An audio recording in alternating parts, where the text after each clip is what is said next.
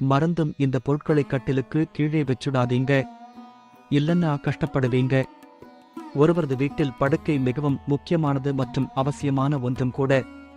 வாஸ்துப்படி ஒருவர் தங்களின் படுக்கையை சரியாக பராமரிக்க வேண்டியது மிகவும் முக்கியம்.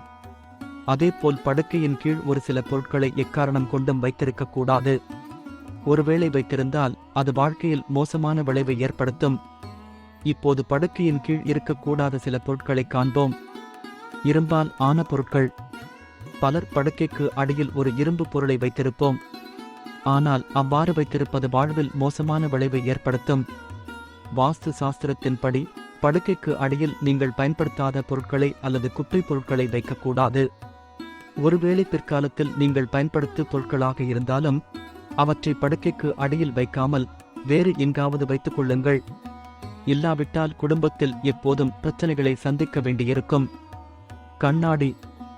வாஸ்து சாஸ்திரத்தின்படி கண்ணாடியை தலைக்கு பின்புறத்திலோ அல்லது படுக்கைக்கு அடியிலோ வைக்கக்கூடாது. ஒருவேளை வைத்தால் திருமணமான தம்பதிகளிடையே சண்டையை ஏற்படுத்தி உறவில் விரிசலை ஏற்படுத்திவிடும். துடைப்பம்.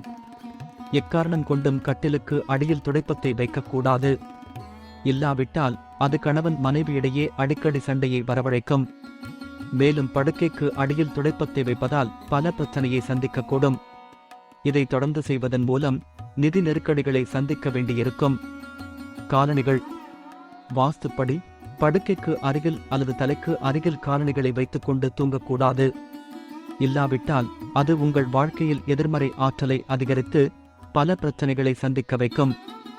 மின்சார பொருட்கள். பயன்படுத்தாத மின்சார பொருட்கள் படுக்கைக்கு அடியில் வைக்கக்கூடாது என்று கூறப்படுகிறது. இவ்வாறு செய்வதால் பண பற்றாக்குறையை சந்திக்க நேரிடும். அதோடு தூக்கமின்மை பிரச்சனையும் ஏற்படும் என்று கூறப்படுகிறது. எனவே எந்த ஒரு மின்சார பொருட்களையும் படுக்கைக்கு அடியில் மட்டுமின்றி படுக்கை அறையில் எங்கும் வைத்திருக்காதீர்கள்.